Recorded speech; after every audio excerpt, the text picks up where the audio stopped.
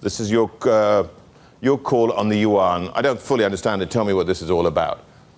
The thing is, I believe that we're going to see higher points. So we're starting to see some liquidity removed from PBOC, starting to remove some liquidity, which helps to provide some counter to the weakness against the yuan. But when we have a stronger dollar, when we still have trade concerns, we think that the pressure is still on the upside. So we can see these points moving up to. So the path of least resistance is higher, yes. The path of least resistance for the dollar is higher. The path of least resistance for the forward points is also wider.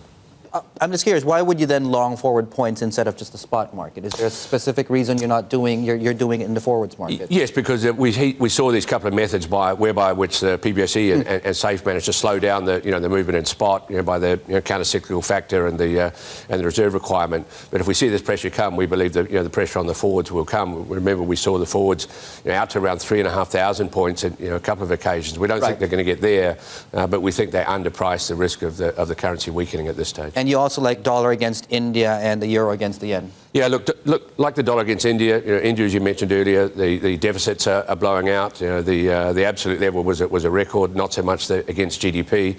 We like the euro lower, absolutely. We think that the dollar is going to stay stronger for longer, and the euro is the best way to express that. And talking about sterling, just the slight hint that you might get some sort of deal on Brexit suddenly pushes it one way. As soon as somebody says something the other direction, it goes plummets down. It's just, quite frankly, we don't know where we are, do we? No, that's right. Look, every Monday morning there's a raft of stories of Brexit, anti-Brexit, and I think that the currency needs to retain this risk of this uncertainty that's going to last for somewhat longer. But oddly enough, it's been relatively stable against the euro, and that's a weird one. Yeah, it has been stable, and I think that's been some of the reason that we've seen euro dollar a little bit higher from here.